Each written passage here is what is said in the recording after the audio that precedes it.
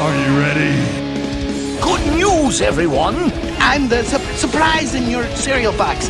I'm great! Everybody else sucks! I said, are you ready? Yes, sir, random kid I just met. It's Ciely. Hooray! People are paying attention to me. That's right, you're always blaming me. So, my reputation exceeds me. It's time to check the link. Oh, wait, you serious? Let me laugh even harder. You know what? You just made the list! It's all in football. Sure, we talk about it all the time. Really? No, burn.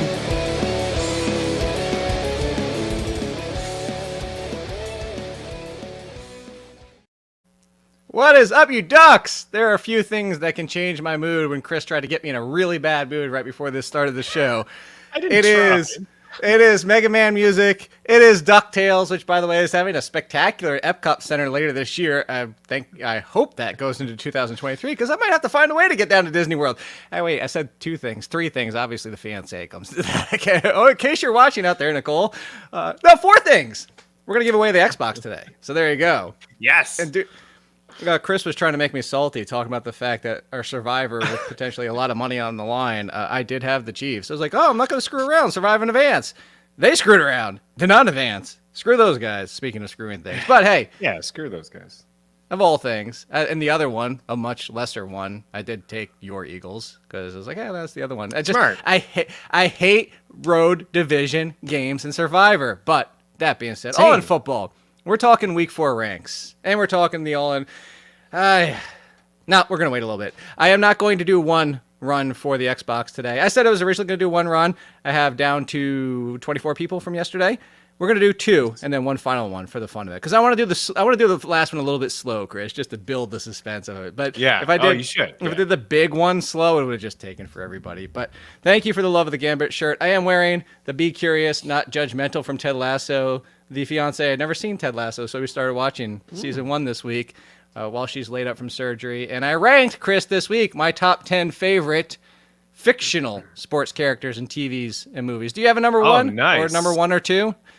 Oh, man. Come on. Put me on the spot here. Philly? I mean, is he not the number 1? He's got he's a fictional character, has a freaking statue in the city of Philly. Rocky is not a real person, and there is a statue of him in a major metropolitan city. What? Yeah. One thing I noticed in Philly when the first time I went is they have a statue for absolutely everything. Like, oh, is that what it is? So you kind of like downgraded a little bit? Up by the steps, there's... Is that like me saying, like, I have a really nice Funko somewhere, and you're like, dude, do you have 55 Funkos? So, like, really, like... Yeah, you have a collection of Funkos, like Philly has a collection of statues. I mean, there's a lot of history in the city, but, yeah, I mean, Rocky, of course, would be... Yeah, it'd probably be near the top for me. I put Ted Lasso at number 2, by the way. I was going to ask you where you put him, too. Like, he'd have to be top 3 or 4. Yeah. He would have to be. Happy Gilmore? Is Happy Gilmore made the list? Number 5. I watched Happy Gilmore on the way back from flight this weekend. It just always puts me in a good mood, you know? This is like a Rocky flight, and he's the only by the way, Adam Sandler is the only person that has 2 inside the top 10, because I had Bobby Boucher at 8. Oh, Bobby Boucher. So, yeah. Benny the Jet was my number 3, by the way. But everybody can check that out over The Athletic and see all the rankings that we're going to talk about today. Well, and not specifically the ranks, but kind of situations you might have to deal with if you want to check out FTN or Chris Meaney, and all the good stuff over there is code ALLIN. Get you 20% off. So it is not a gritty statue. Do they have a gritty statue? They will eventually, because it's they will. Yeah, at some point. They probably will outside Wells Fargo eventually. Yeah. No, they have Dr. J outside Wells Fargo. I would look really weird having. By the way, Minnesota, stop putting stuff on the Rocky statue. You lose every single. Stop. What? Why? Why are you doing this? That's strange. Speaking of Minnesota, how's that for a transition? Players now. No, well, no, we got to focus on this kind of stuff. So, yeah, speaking of Minnesota, Dalvin Cook sounds like he might play this week. Sounds like through this shoulder. You say, this is kind of now what we have to look at going forward. So, Inside Injuries was saying that Dalvin Cook did not have 100% likelihood for his shoulder this season, before this happened, this season, because of his procedures and the fact that he wasn't 100% timeline of what you needed to be from this shoulder surgery and issue that he had to be where he needed to be, especially playing football. So hurt the shoulder, Thought it was a wrist at first, but it was ended up being the shoulder. Dislocated it. I mentioned this to Lauren, Chris. If anybody out there doesn't know this and missed that show, similar to concussions, every time you separate the shoulder, more likely for it to happen. Again, it's one of those things. Yeah. It's so Dalvin Cook right now, you start him if you have him, I imagine.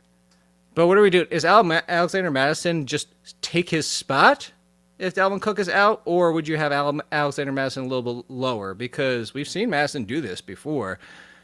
And I think he's in play as an RB1 if there is no Dalvin Cook. Yeah, I think so too. I mean, I don't love the spot against the Saints. I don't think that their run defense is as powerful as it has been in years past. But yeah, typically we've been down this road so many times. Yeah, and it for sure. And they went through that stretch of like 55 games in a row without a 100-yard rusher. Yeah, so I don't know. In years past, I mean, this has happened to us so many times, unfortunately, for Dalvin Cook. It's been when he's not in the lineup, we just, like you said, we put in Alexander Mattison. He touches the ball 20 times.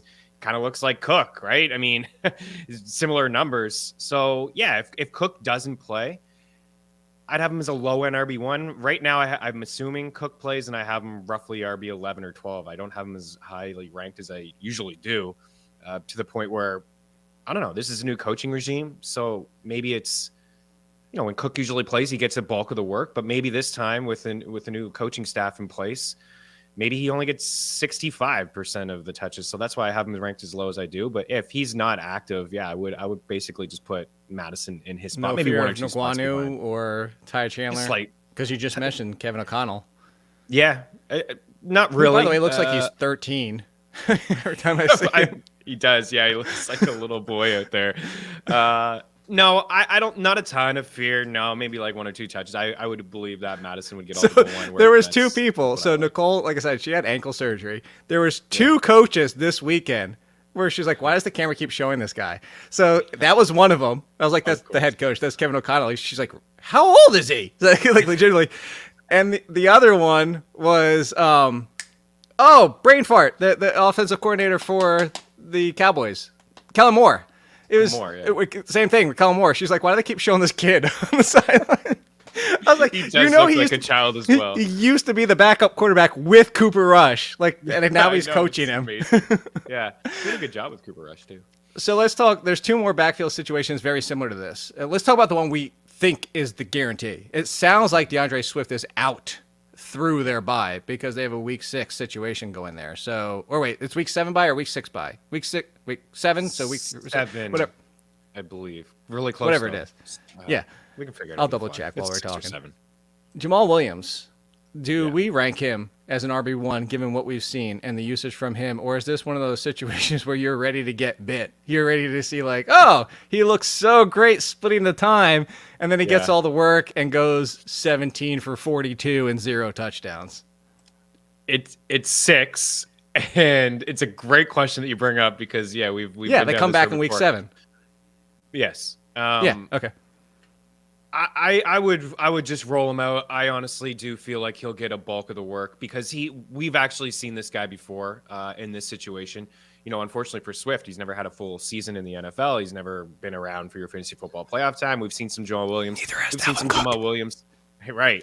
We've seen some Jamaal Williams take the role in Green Bay too when Aaron Jones went down, and he's a guy that can definitely handle a full workload. So I see some comments there, Craig Reynolds and things like that. I don't think that we're seeing Reynolds split. I think we could see Reynolds a couple touches, maybe a couple catches, but Williams is going to get catches out of the backfield. We saw that last week, so I would assume in this spot I may even rank him ahead. I would maybe even rank him ahead Mattison, like 1 or 2 spots ahead, low in RB1 if it was just Mattison.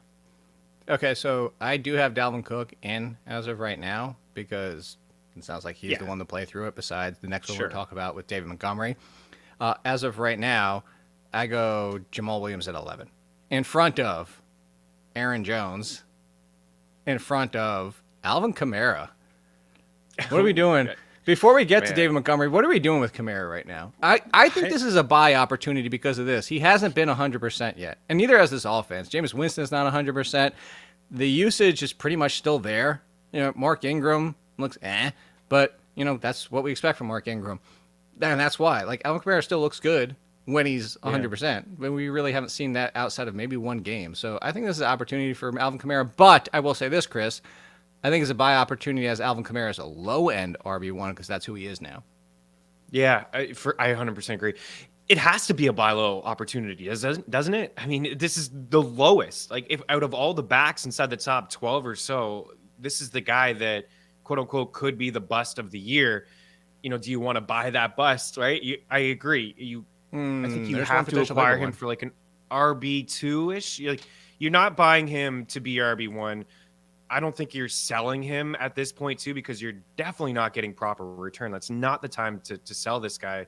I do have some concerns, though. Week 1, it was Taysom Hill concerns. Now, week 3, it was, wow, this guy's not really catching any passes. He's not on the field as like the third down back, which we've seen just automatic, in years past with the Saints when it was third and whatever. It's Alvin Kamara, not Mark Ingram. He did have 7 targets. Yeah, but that's a positive to take away from that. But like Jameis is not really hooking up with him too much. No, I would buy anyways. But see, that was, I thought, always the concern heading into this year of why Kamara was a lower end RB1 is because you're probably not getting you're definitely not getting the 80 targets. You're not getting the 60 plus receptions. Is that we were going to get more of like a 40-50 reception type of Alvin Kamara with 200, 220 carries instead. Like, so you just do by default the amount of touches. So I think, speaking of one more buy low, who I like even more than this is Austin Ekeler. I brought this up yesterday, Chris. I want to get your opinion on Austin Ekeler, too. I put him even in the column. And I tweeted about this, too. Austin Ekeler is a perception problem. And this is what happens in fantasy. And this is, I want to see if you agree, because for the quick version, everybody out there, I said, I didn't have Austin Ekeler as go draft in the top 3 or 4. I had, like I was saying, like Barkley in the conversation, stuff like that. And then I would go Derrick Henry, and people would go, oh, Derrick Henry. Did you not see what Austin Ekeler did? And I said, I believed exactly what's happening. They were going to pull off his workload because they have Super Bowl aspirations. You don't win a Super Bowl, well, likely, without Austin Ekeler. Did I expect it to be this bad? No. But here's the counterpoint to this, Chris. Despite having 0 touchdowns, despite doing little in the run game, he is number 1 in targets, receptions, and yards for receiving for when it comes to running backs. And he's still RB22 with 0. Yeah. Go buy Austin Ekeler. 100%. I didn't even know that people were bummed about him, but I guess, maybe it's the touchdowns. That's the perception. Right? It's because you drafted him at 3 or 4. Most people drafted him at 3 or 4 to get him, and that's why. Yeah. I have him in your flex leagues, and that was a bit of a different draft with Superflex towards the end, and I'm happy. I know he doesn't have any touchdowns, and that's the biggest thing, but you said it. His targets and receptions and receiving yards, number 1 among backs. I mean, he's got 32.4 points and a half point setting. I mean, CMC has 41 and Jonathan Taylor has 42. It's really a touchdown away from being on par with those guys. So, yeah, I mean, he would definitely be the number 1 buy if you can get him. I mean, check in. Sure, there could be an owner that's ticked off with the way that things have, worked out so far. But, I mean, we're just seeing floor games from him. We're going to see ceiling games from him. Okay. That's it. One more, and then we'll do the first round of the Xbox giveaway situation. Okay. All right. David Montgomery. So this is weird to me because they're like, hey, there's still a chance. Now, this is being Wednesday. We could get news this afternoon. Looking at the injury, I was just full blown. This is how I'm playing it, Chris. I am full gone. He's not playing. Right. Like, I would be shocked. I would be legitimately shocked. And kudos to David Montgomery if he somehow suits up this week. So there's 2 ways we can look at this. What are you doing with David Montgomery and Khalil Herbert if he does play? And then the easier answer is I have Khalil Herbert also over Alvin Kamara for this week, facing my New York Giants, who Zeke and Pollard just went ham on. I am playing Khalil Herbert as an RB1, but do you agree? 1, 2, what do you do if Montgomery plays? I do agree with the first part. Yeah. Well, I don't think he plays, but we do have to play out this scenario.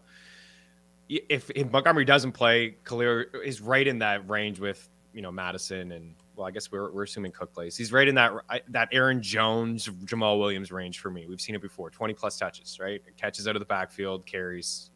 They don't want to pass the ball, so like you feel pretty good about Herbert and rolling him out there. If Montgomery does play, I don't know if I'd play him. I really don't know. Either one of them. I would feel better about playing Herbert. I think, he's fresher. He's healthy. He's had goal line work. I believe he's inside the top 5 among running backs in that category. So he's certainly deserves some touches. and I think he'll get them. So I think if both guys are playing, it would be like a 60-40, but it's certainly not ideal. I'd go Herbert as like maybe a low in RB2. And, if you're super desperate at the running back position, Montgomery is a flex. But honestly, if you're a Montgomery owner here, I would be looking elsewhere for other options. Maybe one of the 2 Miami backs you roll out there on a Thursday night. I don't know if you're really risking waiting for Montgomery on Sunday as your flex play. I think that looked bad. I think he's out for a couple weeks. I think they'd both be in the 20s for me, probably lower 20s in like split backfield conversation. Now, Sure. They almost would feel like a slightly better version of the Seahawks at this point if they're both out there, just because of the risk, the risk for it. And I don't know that he gets the 70% like he was the past. That being Montgomery. All right, let's do round 1, Foxy. Let's well, I guess round 1 and 2 while we continue to talk. So these are the ones that advanced. As you can see on the screen, there are 12 in this run. As we start the run for this, and I ask you the question as everybody gets to watch this on the screen at the same time. Clyde Edwards-Helaire, everybody, as Justin, and there goes Christopher. Never mind. Like nice little starts here. By the way, same as yesterday for who gets to advance. Stewart, nice run. I know. Well, you might also want to finish last. It is. Well, so we'll try to focus on this, Chris, because I know this is tough. You want to watch this at the same time. Yeah. Clyde Edwards-Helaire, if he was doing this right now, he would still be at the goal line on the opposite side because 0 rushing yards last week. Oh, We get talk today as Christopher Coquetti is definitely advancing. Oh, Alex McAllister is making this a chance here. But Clyde Edwards-Helaire, the talk of Alex is definitely in. There's Christopher. We might as well just do this right now because we're like Jason doesn't want to run there. Jason. Oh, Jason. And now we have last place potentially coming here. So we know that Alex, Chris, Jason advance. Last place also advanced too, Chris, as they struggle to get across. Chad is trying not to. At least. Oh no, Chad, slow down! Don't go in. Ben went in. Luke gets to advance, and not Chad or Ben. So there's those. Now we run one more. Nice. Let me switch over to it. Run this one and go. Clyde Edwards-Helaire. Talk of a committee. Talk that they don't like it. Which the interesting part was, Chris, is they said they're not enamored of the passing game. We're like, wait a second. That's actually where he's doing some good work, is in the passing game. How concerned are you with Clyde Edwards-Helaire with this news? I mean, it's certainly a little concerning, but it kind of balances out though because of what you said with the passing work that he's gotten this year, and that's like been a pleasant surprise for a guy that you got in the middle. I mean, rounds 6 to 7, really. Sometimes this guy fell. Nobody really wanted a piece of him. He was in that quote unquote dead zone RB range, but I still have the benefit of the doubt, like for KC and Reed, that he is going to be the guy. They're the lead guy. Maybe like they don't really run a lot inside the red zone anyways. Like you get that shovel pass. It's what we've seen a couple times from CEH and Patrick Mahomes and company. So I still think he's an RB2. And if people are willing to sell this guy, I see, should I trade CEH and like I would be in on Zach. Zach, I would be in on Zach pull the you remember you can pull we got Nathan Pamplin, Martin Jordan, Nick Mendoza, and Andrew Knight made it through for the final 8. Okay. I'll put this together. Fox, you can pull this off the screen. Thank you very much, Foxy. I'll pull this together for the final 8. We'll run the final 8 for the grand winner at the end of the show. But the Edwards-Helaire, really RB2? Because I'd put him in a little bit lower. I want to say quite Rashad Penny range, but I don't think, we're talking about like the Damian Pierce is not great. Yeah, see, on that too. And that's obviously the concern as well. So you can buy him right now if you wanted. You could last week and the matchup this week. You could get him. But what are you buying him for? Here's one. Would you take Clyde Edwards-Helaire or Damian Pierce going forward? Whew, that is a good one. I know it's a good one. That's why I asked this question. I would. That's why you do ask the questions, and I get stumped on the answers. I would take. Oh my goodness! I think I would take CEH. But if you ask me who would have more carries this season, I would tell you. You said Pierce, right? Not Harris. I would. Yeah, Damian Pierce. I think Pierce will have more carries this season, but I think that CEH has a higher ceiling in the offense that he plays in, and the fact that he's getting the work out of the backfield catching balls, because Rex Burkhead is still playing third down situations and third and long, and this is still the Texans after all. So I don't think Burkhead's fully going away. I don't think we're going to get like too many like 25 opportunity games for Pierce. I don't know. The catching kind of offsets it. for me. Here's the concern about this, though. Dameon Pierce fumbled twice. We've already seen the message being sent in week 1 from Dameon Pierce. Are you worried about that in week 4 and whether or not you start Dameon Pierce? No, I'm not. I feel like it's a rookie running back, and there's going to be some highs and some lows. But what's the alternative for them? Yeah, we'll put you in the bench. We'll play I was going to say we saw it in week 1. It could happen once. It could happen once or twice throughout the season, but I wouldn't overreact with it. I think their best shot at winning ball games is to give Pierce the ball as much as possible, and hopefully he cleans it up, right? And I'm sure he will. I mean, you hope, but I mean, I think, you know what? I'm going Dameon Pierce over Clyde Edwards-Helaire. I am. Okay. I'm legitimately concerned, especially if the passing game work is what they're concerned about. Because that's why I was okay with Clyde Edwards-Helaire. But going forward, I see more of a bell cow work with Dameon Pierce as he continues to get through these rookie struggles. Granted, I would take the offense of the one a billion times over the other. Sure, but that's I think it's a conversation to be had, and I think that's interesting. It depends on, and also, you know what, Clyde Edwards-Helaire definitely the safer floor between the two. There's no question about it. All right, so before we move on from running backs in there, I wanted to pull Dameon Pierce into this conversation. Your boy Miles Sanders. So I was Kenneth Gainwell. I was like, stash Kenneth Gainwell, but here's why. Kenneth Gainwell is always going to be Kenneth Gainwell. I said that very sentence. He was going to be J.D. McKissick, Jerry McKinnon, James White, if you remember him. Problem is, Chris, he's not, because your boys are giving Miles Sanders bell cow work. Even last week was getting the passing game work. Do we drop Kenneth Gainwell? Because here's why I asked this. Because if Miles Sanders gets hurt, you and I had this conversation last year. We had the conversation again this preseason. If Miles Sanders gets hurt, Boston Scott is the lead. Kenneth Gainwell is the constant that remains the same. But he's not even getting his work right now. So would you drop Kenneth Gainwell? 100%. I was beating this drum all offseason. I was like, man, Miles Sanders in the final year of his contract, and the offensive line is good in Philadelphia. And we had a sample size last year when Miles Sanders didn't play. We said it on this show. It was Boston Scott.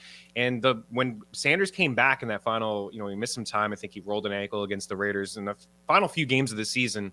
It was all him. And the only time that Kenneth Gainwell touched the field was when blowouts, either way.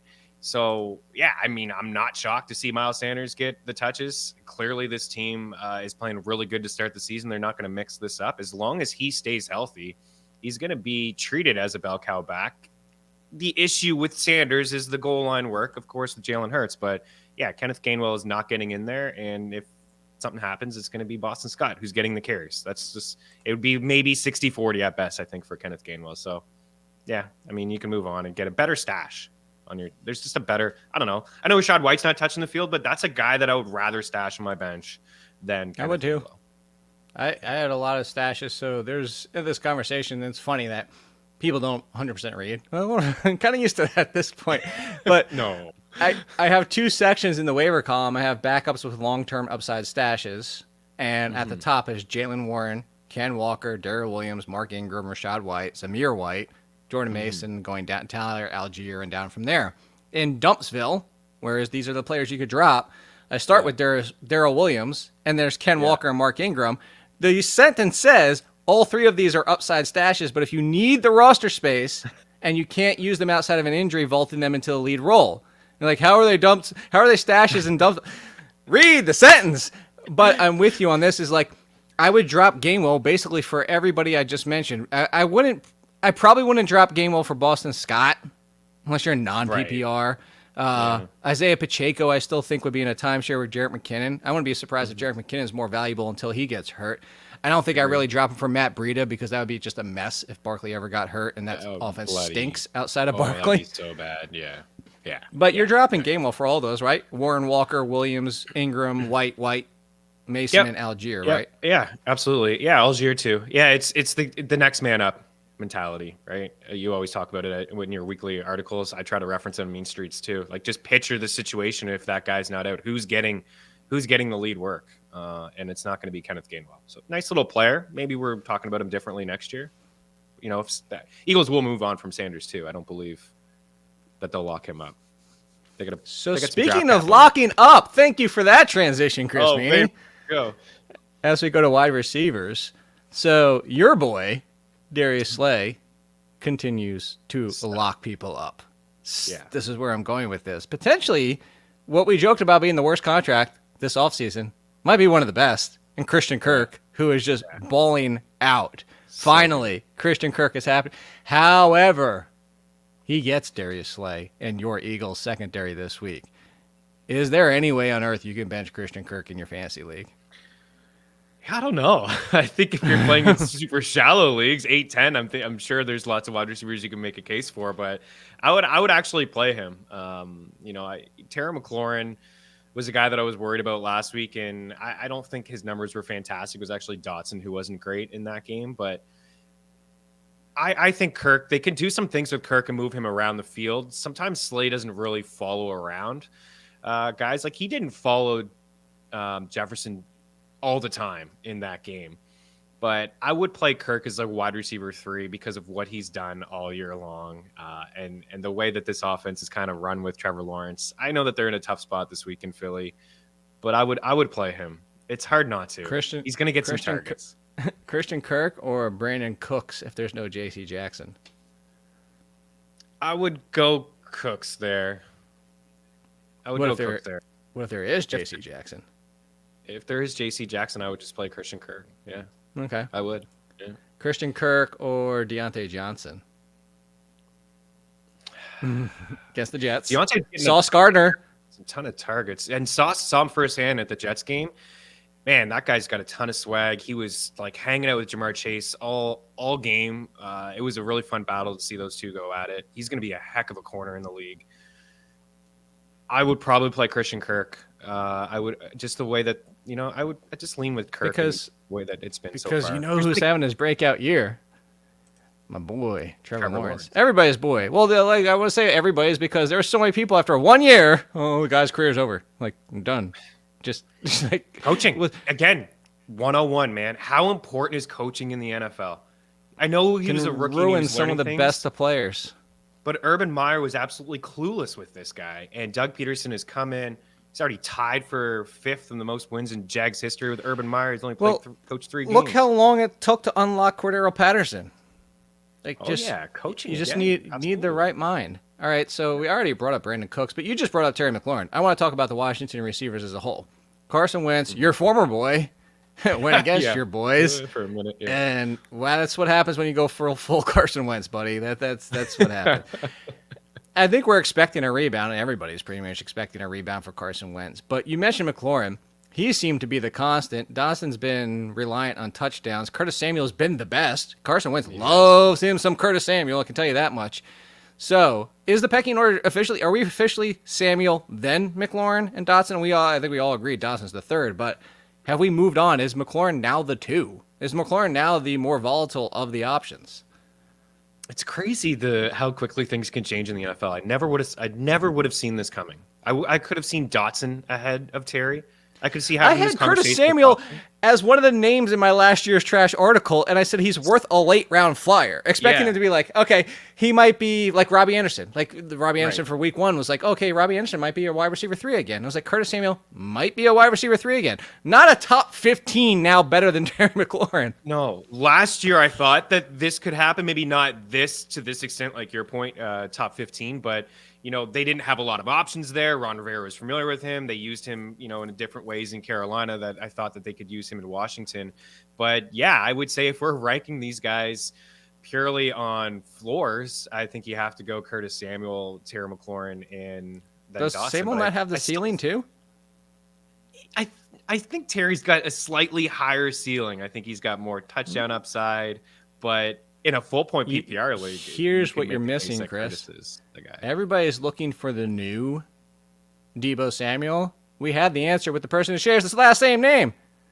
It's Sker Samuel. They're potentially long lost brothers. We never knew. Give them each an emblem and see it like a half of one, and they can get together and be like, "Oh my God, it's you!" I never knew. They're really. All jokes aside, Curtis Samuel is kind of like the inverse of Deebo. Like a lot of passing game work, but getting enough rushing. You know what it is? It's actually back with the Robert Woods days when Robert Woods used to get 2-3 carries every single game. And I think that's what we're looking at with Curtis Samuel here, and that's why he's a locked in wide receiver too. Yeah, and just looking at, I think the biggest thing too is, when we look at ADOT, things like ADOT, where, Carson Wentz obviously doesn't have the most accurate. What ball. is Curtis Samuel's A.2? Yeah, it's 3.5. Lawrence is 15.7, and Dotson's is 13.6. Like Samuel has 105 air yards. Wild. Terry's got 330, and Dotson's got 245. So, and part of it is on the quarterback play. When Wentz can easily get in his head, and I know last week was a revenge, and the line of scrimmage was dominated by the Eagles. He was sacked 9 times, but Carson, when he gets locked in on a guy, that's it. Like that's his guy. So if he's not, building a rapport with Terry and there's a top corner on him, he'll be hesitant to kind of, tuck it in there and force the ball. And clearly there's a nice rapport here with Samuel, who's got 10 more grabs than him and 9 more targets. So, yeah. So I will say this, to pull in one more thing, Curtis Samuel has 10.2% of the team's air yards, 10.2, behind Tyler Higbee at 10.7 and Juwan Johnson at 10.7. But Deebo Samuel has 11 of the 49ers. I'm just saying. Yeah. I'm just saying. Debo's Curtis, Curtis is Deebo. Finkel is Einhorn. I think you might be put the emblems together. Watch them turn into the best player of all time. How many carries is he? Does he have a couple carries, like a couple end arounds? Who? Curtis? Yeah. Yeah. I don't know how many off the top of my head. Yeah. Do you want me to look? Do you want me to find out? Nah, it doesn't matter. It doesn't matter. You're gonna math it for you? I think you're I'm gonna find out. I think you're onto too late. it. Too late. I'm already looking. I mean, you Debo. should have just. No, it's not even working for some reason. Why is this not working? I don't know. We'll do this later. Well, Continuing on. More wide receivers. DK Metcalf, entire Lockett. I mean, might as well. That'd be amazing. Can we do that too? Can we just for one overall? Next show of All in Football, we're just gonna start Voltroning players. that'll be my next list. If we Voltroned players, what would be the top 10 players in the NFL? Do it. Yeah, write that down. That's an idea. I love it. DK Metcalf and Tyler Lockett. So DK Metcalf this week. Pat brought this up to me, so I'm going to ask you the question Pat asked me. DK Metcalf, who's the matchup this week? Do you know off the top of your head? Well, better not hope he's be a top corner. Detroit. Jeff Okudah, who he isn't allowed anything. Not only dominated Justin Jefferson, he dominated him, threw him to the ground. And I know that was one play, and just tongue-in-cheek with that. But Pat brought up what I was saying, and I kind of agree with him on this, is Okudah was the corner that the Lions hoped they were getting finally this year through the first 3 weeks. He's looking like he deserves to be in the conversation with Ciely and the best of the league. DK Metcalf, week 1, 40 yards, no touchdowns. The volume continues to be there, but I don't think we're expecting Geno to throw 300 yards and have the success he did against the Atlanta Falcons, which is crazy to say against the Lions defense. Yes, I just said that sentence, that we are somewhat concerned with the Lions defense, especially if Hutchinson can get his pass rush going. Would you go Lockett over DK, and how benchable is DK Metcalf? Because call me crazy, Chris, have DK Metcalf behind Allen Lazard, Garrett Wilson, Terry McLaurin, Elijah Moore, Michael Thomas, Curtis Samuel, Chris Olave, Rashad Bateman, Devontae Smith, and up from there, which they may not sound crazy by the names, but because of that puts him at wide receiver 35 for me. I think I have him even lower than that. I'm glad we're having this conversation. I was ranking last night, and I was thinking, oh my goodness, am I like crazy here? Yeah, I got him at 37. I have Lockett at 28. It's Lockett. I would bench DK. Yeah, in this situation. I mean, you could get it. Man, it does suck to bench a guy like DK, right? Because I don't think anybody here would be surprised if DK had like a 2-touchdown game against the Lions. But the fact that it is a tough matchup, there's just better options. And Tyler Lockett's done this now 2 games in a row. I'm very surprised. I still view him as a sell-high candidate, but hey, he's getting a lot of targets. This team is awful. They don't seem to be able to have a lot of success running the football. So yeah, DK Metcalf is kind of in the DJ Moore range for me, is like guys that I think you could, like Olave, Devontae Smith. You mentioned Bateman. These are all guys I would, even Terry McLaurin. We just talked about him, and I would play all these guys over him. Like there's been a lot of players who have leapfrogged Drake London, clearly. Like there's a lot of guys that would play over DK Metcalf this week. You don't have to play him. If I could combine 2 wide receivers into the best wide receiver in the NFL on the same team, what his name would be? No. Cooper Kupp. Moving on. See what I did there? Yeah. Ooh. Cooper Kupp. Let's talk about Alan Lazard. I tweeted this out yesterday, Chris. And I said, if you have Romeo Doubs, sell high immediately. And I'm not coming for people. Again, this is where I get my buys and sells is like the perception I read in my columns. Is the names floated around with Romeo Doubs after one game because he's playing with Aaron Rodgers and what happened in the preseason. Rashad Bateman, Michael Thomas, Gabe Davis. Is two-part question. One is, are you selling him immediately for names like that? Yes. And two, even if you can't, is there a world where he's in that conversation and ends up as a top 20 wide receiver? I don't think he's a top 20 wide receiver.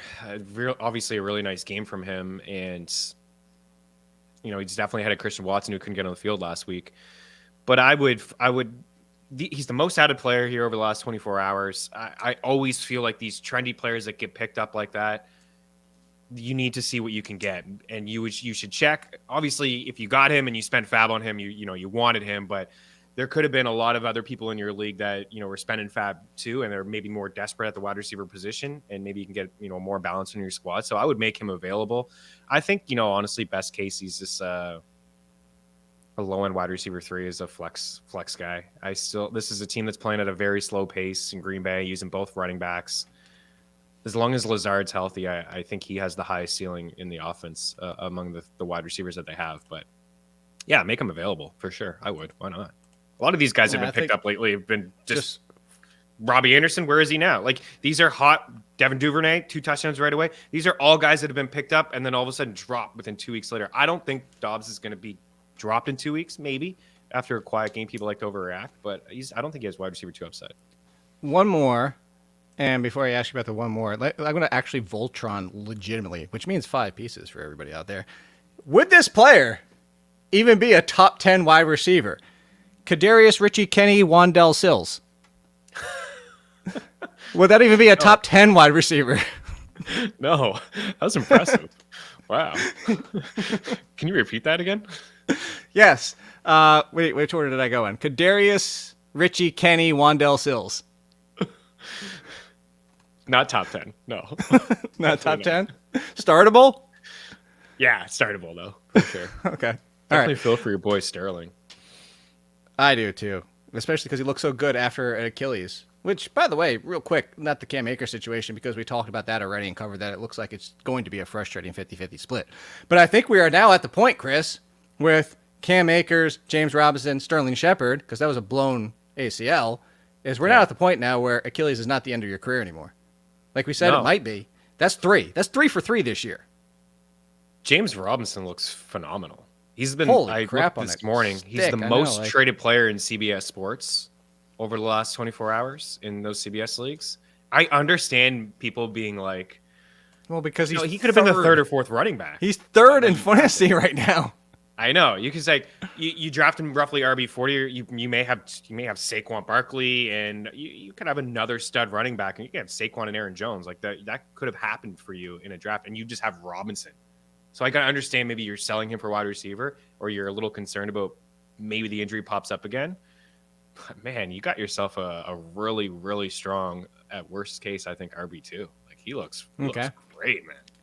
At worst case, people assume that this wide receiver was not even just going to be wide receiver 2. At worst case, he was going to be wide receiver 3 for you, because every year up until now, he'd been top 20. Top 20, top 20, top 20, top 20. If you remember, Chris, I used to joke about this wide receiver, said, I'm not ranking as more than anything in wide receiver 18 because you can never get him right. He would either finish as wide receiver 8 or 38. That was DJ Moore. I used those numbers because he's essentially wide receiver 38 this year, even potentially worse than that, because guess what? Baker Mayfield might not be better than Sam Darnold. It might not have been stock up for DJ Moore. Are we benching him until we see something from Moore? I think so. Like, he's in that DK Metcalf range. I got him grouped right there together. It will burn you. It's going to be a sick feeling because these games he's not going to have, I don't think, consistent games. Like, he had a nice, week 2 he found the end zone.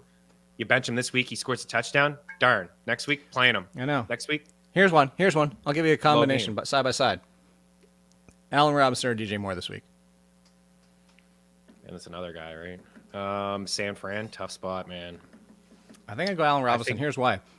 Watching those 3 games, I talk about this with Chris Harris on his podcast because I've been so intent on watching every single play for Cam Akers to see if this is going to break his way. And it's not. That's why I mentioned the 50-50 split. But when you're watching that intently, you also watch intently in every single play and see that Matthew Stafford hasn't looked great. The offensive line hasn't looked great. The connection with Allen Robinson hasn't looked great. But the thing is Allen Robinson still looks fine. Not great. Still looks good. He's still getting separation. He still has one of the better separation at the time of target than people do. Yeah. Problem is, not a lot of catches, dropping some of his own, miscommunication, running one way, and Stafford throws the other. I think it's going to come around for Allen Robinson, but I think Allen Robinson's in the 30s, as is DJ Moore, who I think you could argue is even lower, despite facing Arizona. Yeah, I think that's it for me. I feel better about Allen Robinson and the offense, even though Stafford there hasn't been there. But to your point, I think that's why I would go over him. But I really do like the matchup for DJ Moore this week. Much better. I wouldn't hate it if anybody wanted to go DJ against the Cardinals. But yeah, once that big game happens, he's the guy that I think you just need to move on from. Unfortunately, right? It's just another year of poor quarterback play. It looks pretty bad. It does look pretty bad. You know, it's going to look pretty good. It might not be. Okay, we're going to continue. We're going to continue this conversation, and we're going to move on here, Foxy. We're going to do the final one. This is for the Xbox here. I put it on normal speed, which means this is going to go. This is a little bit more of a tease. We're going to have plenty of time to talk during this. It's going to be slow, but I want to build up the potential excitement for this. We're giving away the Xbox Series X right now. Look at them. They're running. Baby. Yeah. They're running like Kyle Juszczyk out here. Like it might take 7 hours for somebody to finish. We'll see how this goes. Martin Jordan. Oh, Martin Jordan. Yeah, Martin Jordan's up there. Jason Stewart. I could switch. This is super slow right now. This is chugging along. Drag it out. Oh, wait, hold on. I got to switch the screen over. There you go. Is it still showing? There you go. I forgot that happened yesterday, which, by the way, it's still, you can watch it? Okay, good. Yeah, all right, next player to talk about, as everybody not even listens to us that are watching the video, let's talk about quarterbacks. Russell Wilson. Yeah. I said, this is the week. I hate the cooking in the kitchen thing. I hate the jokes are annoying at this point, Chris, but I even tweeted out and I said, one more chance to let him in the kitchen and cook. Facing the Raiders, a good opportunity here. What do you think of Russell Wilson? Are you giving him one more chance, like I am, like Biggie? And if he doesn't do it this week against the Raiders, here's the bigger question: do you just drop him for somebody like Jared Goff? I tweeted on Monday morning after I watched that Sunday Night Football game that I would play Trevor Lawrence over him the rest of the year. I'm actually a fraud because I have Russell ranked one spot ahead of Trevor Lawrence this week. This is the week, against the Raiders and the holes that they have in their secondary. I would play him this week, but that'd be it.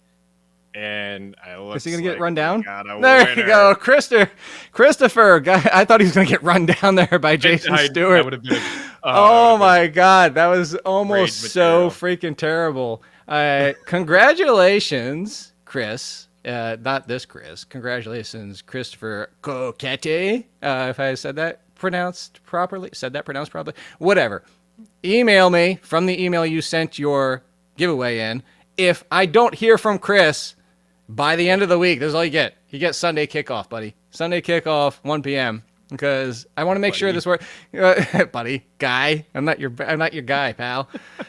If I don't hear from you, it's gonna go down this list. So potentially Jason, potentially Martin, Luke, and Alex. I'm pretty sure you have no shot at this, but I will continue down the list if I don't hear from you. So I said your name about 7 times. It's on the video. Congratulations again. You can pull it down now, Fox. I appreciate your help with all of this. Hopefully, that was entertaining for some people. I thought it was going to be a little bit closer of a race. That Chris just kind of held on to it the entire time. It was just like I was surprised. My thinking was usually with this, like if you start off strong, I mean, you're not winning, right? Usually end up like 3rd or 4th. Yeah. And it was slow to get over that final couple yards there. I've actually seen that happen before. Actually, the draft order for the flex leagues, that actually happened where the foot was in. It was basically the T. Higgins catch. The foot and the toe of the other foot were in the end zone for it was Rob Wozniak. And then Joe Pisapia's character all of a sudden went in. And then, it was Joe, then Rob. And it's like, Rob was like, I was standing in the end zone. And I was like, that heel didn't cross. So Another quarterback. We talked Russell Wilson, Stafford. You can't start Stafford right now, right? Like, if we're talking Russell Wilson, either. Okay. Would you start Marcus Mariota over Stafford? I don't know. Like, I guess you can start Stafford. If that's my scenario, I would just I just know that Stafford's going to toss a touchdown to Cooper Kupp. So, but it might be only one. It might be only one. Mariota's not tossing too much. He's running around a little bit. But that's so do you go for the rushing touch? I mean, you need the touchdown if you're going for Mariota. Let's be honest. That's what you're going for here. What's the matchup again for the Falcons? For Cleveland? Mariota? Yeah. Yeah. I think I would play Stafford there. If you own Stafford, you own Russell, it is time to have a second quarterback in your team.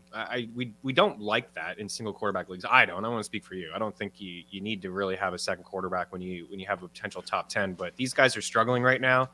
Stafford, maybe there is some truth to the elbow, and Russell, the way the offense is run, I don't think he's been too accurate. He's underthrowing guys. You need to have a second option. Like, I really am comfortable rolling out Trevor Lawrence the rest of the season. Like, if you want to roll out him this week against the Raiders, by all means. But Trevor Lawrence needs to be on your. Me too. Got him again. Finally over 60%. Finally. Yeah. Finally, you're right, and it's just as of today. He's been now owned in a lot of my spots. I was aggressive getting him in leagues where I have, some shaky quarterback play, and I'm gonna feel pretty good about rolling him out every week. And an up-tempo offense, Christian Kirk, we just talked about, Zay Jones, offense is moving. Yeah. I'm gonna put you on the spot, Chris. I'll answer the same question. But if I told you today, this being, I don't know what the hell today's date is, September 28th, this being when we're watching this, September 28th, Stafford, Wilson, Goff, Lawrence. Rank them rest of the season. Lawrence is ahead of them for me. Okay, Lawrence, of course. That's the only Stafford, Russ, Goff, maybe even Goff. I mean, say what you want about a real life quarterback, but he's got some weapons surrounding him. Jameson going to be back at some point this season. Jameson defense has got a ton of holes. Offensive line is really good too. And see, I think this is where we're going, because what's the difference between Stafford and Wilson and Goff? 2 careers, 2 perceptions, and if you swap jerseys on them, we'd be calling Goff top 6, 7, like Stafford was just last year. So as of today, if I had to, as of today, it would be Lawrence by a tier, and then these other 3. I go Goff, Stafford, Wilson. I would. Call me crazy. Okay. I don't like Goff that much as a real-life player. But, hell, as a real-life player, he's been good this year. What if we have to throw Tom Brady in this mix? Are we just giving Tom Brady a pass for this start to this year with no Mike Evans, Chris Godwin out, Julio Jones out, Russell Gage wasn't 100% till last week? Are we just passing? Is Tom Brady still above this entire conversation? Yes. Just ahead of Trevor Lawrence. I would give him a pass, on all the things that you just said. And we've typically seen Tom Brady start slow. How many times have we had conversations after week 3, week 4 about Tom Brady's career? Aaron Rodgers, too. I understand he's like 45. Yeah. And Rodgers, as long as Dobbs can be a player for them and Watson can get healthy on the field, and obviously Lazard can stay healthy, he's still, I think I would feel a little bit better about Rodgers than I did earlier in the season. But Brady's a pass. There's still up-tempo offense, throwing the ball a lot. The offense, it seems going to be fine when they get everybody going. But it's Evans and Godwin. Once those 2 are back, Brady's definitely a top 10 quarterback. You want to talk tight ends before we get out of here? No. Okay. Yeah. Exactly. No, I do. No. It doesn't matter who you're talking. No. No. And then you. No. There's I just want to throw him out there. Who? Tyler Conklin. I just want to throw him out. I have a legitimate this much concern because Zach Wilson's coming back. It might have been a Joe Flacco thing, but also Uzama's back. Does this all mix stay the same? Does Wilson go back to throwing to only the wide receivers? Maybe he doesn't get those targets, but he's at least. No, we're talking tight ends. Who don't cares? Yeah, this is the only thing I want to say, and I know you'll agree with me on this, Chris. This is the only thing to say. There's about 7 good tight ends out there. If they're the rest, pick one and stick with it. If you want it to be Conklin, do it. Stick with Conklin, because here's the problem people do at tight end, and I've seen this because I've seen it in the rankings of the waivers. Conklin, Ingram, Tyler Higbee, Irv Smith, all these they chase last week's production, and you chase your tail like a dog, and you're chasing and chasing and chasing. It's like you might hit, but you're usually chasing what just happened, and because it's tight end and because it's these names, you're going to hit more wrong than you're going to hit right. Just stick one and roll with it unless there's a reason to just drop that player. Yeah, I've already seen it. I follow trends. Njoku, everyone's in on Njoku. Is like that breakout guy. Dud week 1, dropped him. Now past couple been great. Stick with him if you want to. Bad week. I would. Same thing. Irv Smith, right? Picked up. Oh, not a good week 1. Week 2, great. Week 3, not so much. Drop. Week 4, maybe good again. Against like Cole Kmet. You could have moved on last week. Definitely move on now. There's a reason to move on. But if you've been just riding the Ingram thing, which is fine, at a full point PPR, Ingram's been really good. He just had a bad week. Potentially caught a touchdown, would have changed everything. Just stick with Ingram. Don't chase all this. So anyway, that's where. Don't go chasing tight ends. Stick to the other positions. I don't even know where I'm going with the song. We'll be back on Monday for a recap of Week 4. Good luck to everybody. Congratulations once again. Potentially, if we hear from said winner. I forget the name already. I just remember it was really weird. Chris something. Chris Kapacha. Yes. And go start Kadarius, Richie, Kenny, Wandell, Sills in Week 4. We'll see you later. Yes.